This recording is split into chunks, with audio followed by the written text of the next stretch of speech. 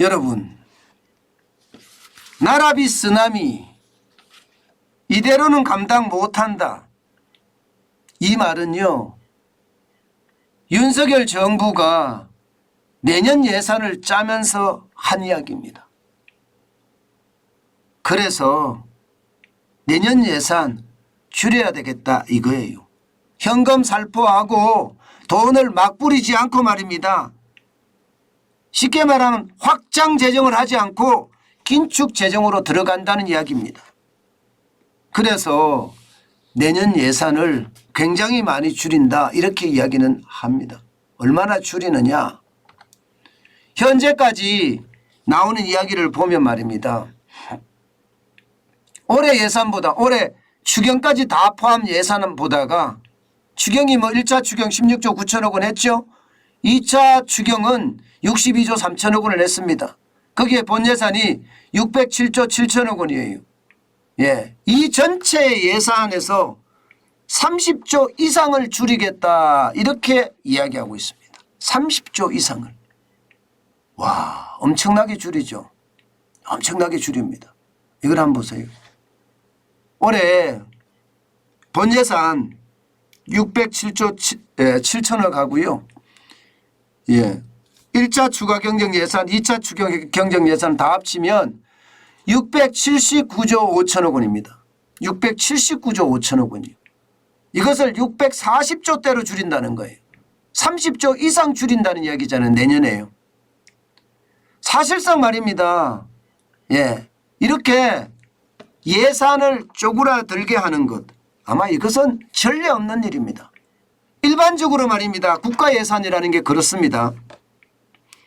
예, 전년도에 본 예산 플러스 추가 경정 예산이 있으면요, 추가 경정 예산을 플러스해서 일반적으로 예산을 편성을 합니다. 일반적으로. 예. 그런데 이게 내년에는요, 플러스한 예산이지만 줄이는 예산으로 가겠다는 거예요. 줄이는 예산으로. 예. 이게 여러분 지금까지 나라 예산을 이렇게 줄인 적, 추가 경정 예산에다 더하면 더했지 플러스를 거기다 더하거든요. 본 예산 플러스 추경 플러스 예, 인상안 뭐 재정 인상안 해서 일반적으로 하는데 이것을 줄이겠다는 거 아니에요. 줄이겠다. 아마 이렇게 한 적은 2010년에 한 번 있었어요. 우리 역사상 2010년에 단 한 번 있었습니다. 단 한 번. 이명박 대통령 때인가요? 예, 단 한 번 있었습니다. 오죽했으면 여러분 이렇게 예, 내년 예산을 감축하겠다 이렇게 나왔을까요? 저는 이게 기획재정부에서 실제 국가 예산과 예, 나라 국간을 한번 비교를 해보니까 충격적이라는 이야기가 되는 겁니다. 기획예산처에 있는 예산부에 있는 사람들이 여러분도 알다시피 대한민국의 천재라는 사람 거기 다 몰려 있거든요.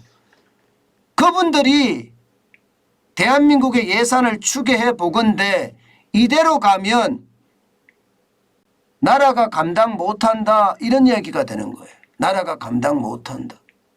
그도 그럴 것이 지금 엄청나게 늘어난 것 때문이에요. 예산만 하더라도 보세요. 2016년에 말입니다. 2016년에 386조예요. 386조. 그게 말입니다. 2022년에는 607조입니다. 그러면 그냥 어림잡아도 말입니다. 어림잡아도 200조가 넘게 늘어났잖아요. 나라 예산이 말입니다. 나라 예산이 어림잡아도 200조가 넘어요. 220조가 넘잖아요. 엄청나게 늘려놓은 거예요. 문재인 정부는요, 제가 계속 말씀을 드리지만 나라를 망친 장본인들이에요. 대한민국의 근간을 흔들어 놨어요. 근간을. 대한민국의 근간이라는 게 뭐예요? 일하면서 성실히 일하면서 열심히 일하면 언젠가는 돈 번다. 근면성실입니다. 지도자는 솔선수범하는 것. 예, 이게 여러분 대한민국의 예, 근간이라고도 이야기할 수 있어요. 이게 대한민국의 부를 키웠습니다. 박정희 대통령이 그렇게 했잖아요. 새벽종이 울렸네 하면서 시골부터 시작해서 새마을운동을 시작을 해서 근면성실과 지도자의 솔선수범이 뭉쳐서 대한민국이 이만큼 발전한 거거든요. 이 건간을 무너뜨린 거예요. 이 건간을. 일 안 해도 돈 받을 수 있다. 실업수당 주는 게 실업수당 주는 게 지금 만만치 않게 크잖아요. 일 안 해도 돈 벌 수 있습니다. 6개월만 일해도 돈 벌 수 있고요. 청년은 수당도 많아요. 취업 촉진 수당부터 시작해서 계속 돈 받아가면서 버틸 수 있는 거 있습니다. 게다가 돈 뿌리는 게 한두 가지가 아니잖아요. 한두 가지가. 예. 정부에 의존하고 의지하는 사람들이 너무나 많아졌어요. 그러니 나라 건강이 흔들어졌고요. 지도자가 솔선수범했나요? 지도자는 솔선수범하지 않습니다. 지금 지도자들은 나만 편하면 돼요. 나만 편하면. 정책이라는 게 현장 중심의 정책이 나오는 것도 아니고요. 예, 이게 모두가 이게 탁상에서 정책이 나오고 있어요. 그러니 정책은 겉돌고 있고요. 그만큼 말입니다. 예, 이게 지도자들이 솔선수범했다면, 현장을 많이 보고 현장에서 많은 걸 찾아냈다면 지금 말입니다. 정책이 좀 바른 정책들이 많이 나왔을 거예요. 그러지 못하니까 돈으로 막고 어떻게 하든 집권을 연장하겠다면서 현금을 마구마구 뿌린 탓에 국가가 이렇게 망가진 겁니다. 국가가. 오죽했으면 여러분, 윤석열 정부는 본예산 대비 5%만 늘리겠다 이렇게 이야기해요. 본예산 대비 607조 7천억 대비 5%만 늘리겠다 이렇게 이야기하고 있습니다. 이게 말입니다. 이명박 정부 때 5.9% 늘렸습니다. 박근혜 정부 때가 전년 대비 예산을 4% 늘렸고요. 문재인 정부 때요 8.7% 늘렸어요. 그야말로 갖다 쏟아 부었죠. 갖다 쏟아 부었어요. 그렇게 되니까 여러분 어떻게 될까요? 그렇게 되니까 여러분 보시다시피 나라 빚이 엄청나게 늘어났습니다. 엄청나게. 문재인 정부 때만 415조 5천억 원이 늘어났잖아요. 박근혜 정부 때 170조 4천억 원, 이명박 정부 때 180조 8천억 원, 노무현 정부 때 143조 2천억 원에 비하면 415조 5천억 원은 진짜 어마어마합니다. 저는 이것을 보면요. 입이 10개라도 할 말을 해서는 안 된다고 생각해요. 아니 대통령을 그만두면 좀 자숙하면서 살지 뭐 휴가 간다고 제주도로 가고 아유 저는요 진짜 답답해요. 진짜 답답해요. 국민들은 지금 고통 속에 죽어가는데 그런 일이 이렇게 빚까지 늘려놨으니 이게 빚이 많으면 여러분 빚이 많으면 나라가 재정으로 할 수 있는 그런 역할을 많이 못하게 되는 거예요. 그만큼 나라 재정을 지금 저는 박살냈다 이렇게 생각을 하거든요. 그만큼 심각해졌다는 이야기니까요. 이렇게 되는 여러분 보세요.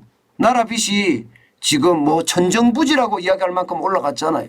660조 2천억 원에서 지금 보시다시피 1068조 8천억까지 올라갔어요. 나라 빚이. 문제는요 여러분 여기서 앞으로 계속 더 늘어난다는 거예요. 왜? 문재인 정부에서 법안으로 다 만들어서 뿌렸어요. 법안으로 만들어서 뿌린 건 법을 고쳐야 되기 때문에 불가능하잖아요. 지금 민주당이 다수당의 어떤 다수당이 아니죠. 거대 야당이죠. 거대 야당. 거대 야당으로 지금 자리매김하고 있으니까 아무리 법을 만들고 싶어도 법을 고치고 싶어도 고치지도 못하고요. 여기다가 한 번 뿌린 돈 뺏을 수가 없어요.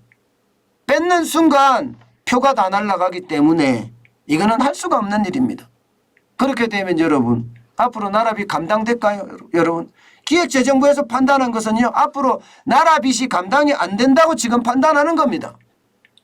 이대로 가면 여러분 지금은 50.2%의 어떤 지금 국가 부채지만 점점 늘어나는 거 2023년에는 53.1% 2024년에는 56.1% 2025년에는 윤석열 정부가 끝날 때쯤 되면 58.8%예요. 전체 규모도 1408조 5천억까지 늘어납니다.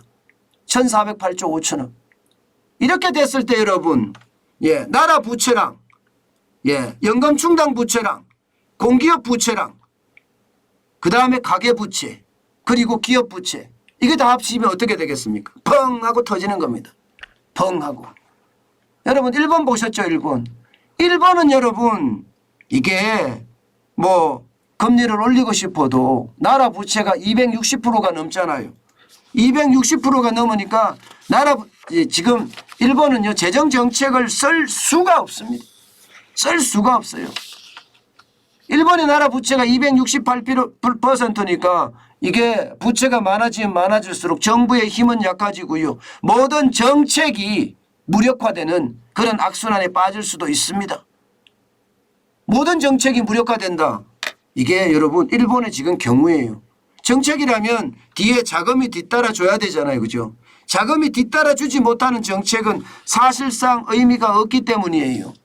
사실상 의미가 없기 때문에. 그래서 여러분 우리나라의 어떤 나라 빚이 이대로 가면 감당 못한다 이런 경우가 되는 거라는 겁니다. 특히 말입니다. 우리가 지금 생각해야 될 게 공기업 부채를 생각해야 되거든요. 공기업 부채도 583조입니다.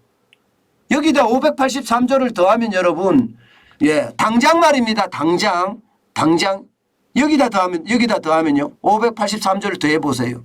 그러면 공기업 부채만 더한다고 하더라도 여러분 결국 어떻게 된다고요? 나라 부채는 60%가 넘습니다.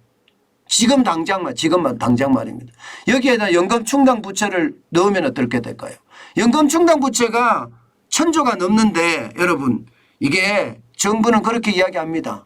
윤석열 정부가 아니라 그 이전 정부 문재인 정부 그런 이야기해요. 이거는 한꺼번에 돈이 들어가는 것이 아니기 때문에 걱정할 필요가 없다 이렇게 이야기하지만 천만의 말씀이요. 한꺼번에 안 들어간다고 치자고요. 1년에 들어가는 돈만 연금이 깎아먹는 세금에서 받아 넣는 돈만 해도 어마어마합니다. 그 돈까지 합치면 우리말입니다. 여러분 정부 국간에서 나가는 부채가 여러분 진짜 70% 가까이 지금 현재 된다고 봐야 됩니다. 현재까지 된다고.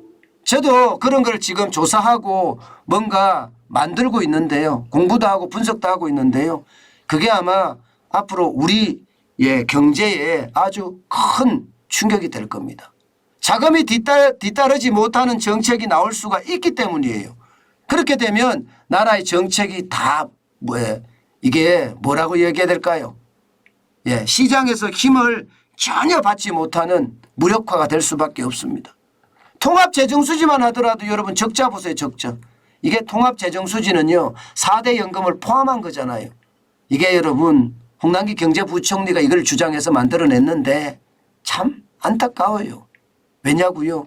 여러분 통합재정수지를 유럽에서 쓴다고 우리도 써야 된다 이렇게 이야기하면서 통합재정수지를 도입했거든요.